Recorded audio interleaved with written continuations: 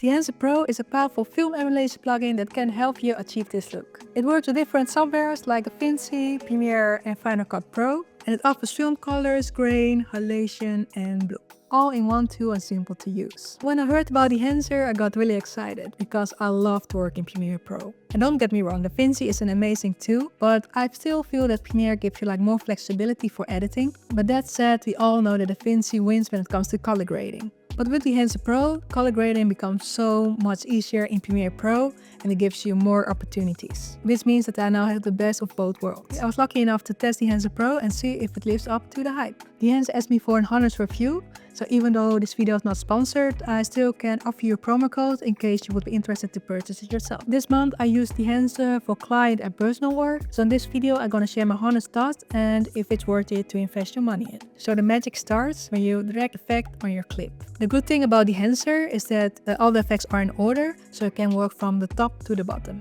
Also make sure to enable the effect because otherwise you won't see anything. A mistake I often made. So we start with input. Basic correction is the first thing you do when you start color grading. When you shoot in log, you have to convert it to another color space, usually to 709. In Dehancer you have different camera profiles, which is really convenient. Usually it works when you just select your camera, but always make sure to try the other ones because maybe you prefer another look better. In this step you can also change the temperature and tint, something I often do. And same for the exposure. And one thing I miss in this section is that you can change the highlights and shadows separately. You just have this exposure slider. Because now I naturally go to lumetri color to change it there.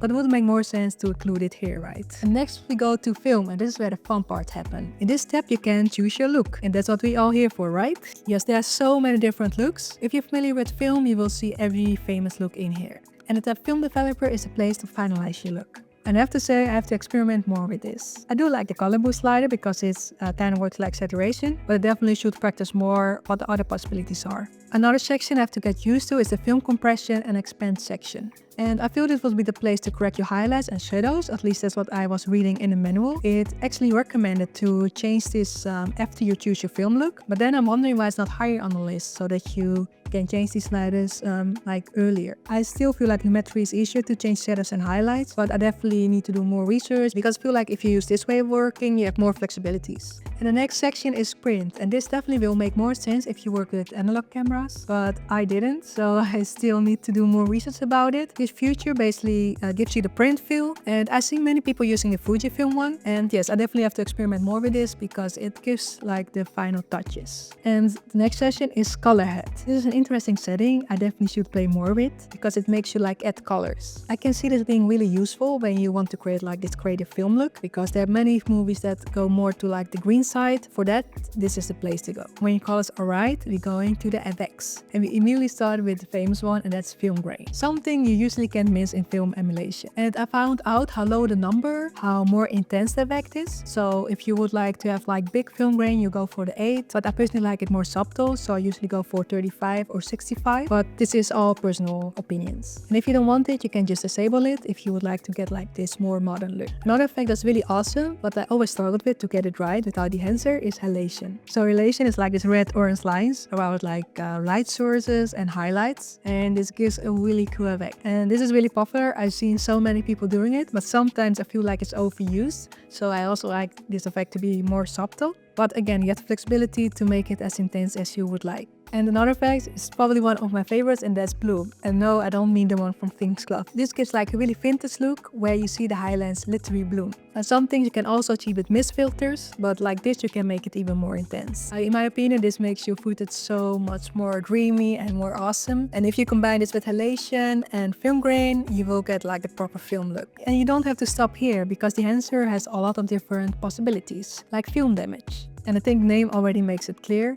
but film damage adds this dust or hair or other damage to your footage. And this can make it even more vintage. Another nice feature is film breathe. It's not something I would use often, but what it basically does, it has change the exposure and colors every few frames. But again, it's not something I would see myself using, but it might be for your project. The next step is gate wave, and this is an interesting one. It gives this movement to your footage, which again can be really interesting. It really reminds me of a projector. The next step is overscan, and this is a lifesaver for me because back in the days I had to download extra footage, import it to my project, and a lot of hustles with effects effects and like alpha channels, but now it's all built in. You can get cool looks like this, or this.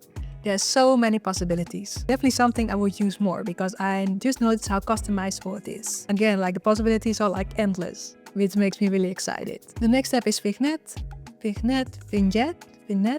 You get what I mean. And like we know, this is like the dark corners on your footage, like something most of us will use, and it really helps to bring the attention to the center of your frame. The next step is monitor, and I'm not sure how this step works, but it does funny things to your footage, so maybe it might work for your project. And the next step is output, which is also really useful for me because it's basically the opacity of your layer. So here you can make the effect a little bit less intense if you would like to. Or you can animate it. You might have noticed it, but to every effect is like a keyword, which means that every function can be animated. So like this you can achieve really cool animations and you have even more creative freedom. And if you're satisfied with everything, you can create a lot in the next step, which might make color grading for your next footage a little bit faster. And whoa, that was everything. But like you can tell, it's a really flexible tool that gives you a lot of creative freedom. It's definitely something I will experiment more in the future because I'm really happy with my client work and with my personal project. Because to be honest, color grading was one of my weaknesses. With this, it's so easy and so organized, and I really love sliders, so this is really convenient for me. But like I said, there are some features I prefer in Lumetri, like the shadows and highlights, like I mentioned, and also this drop tool, like when a color is intense, you can like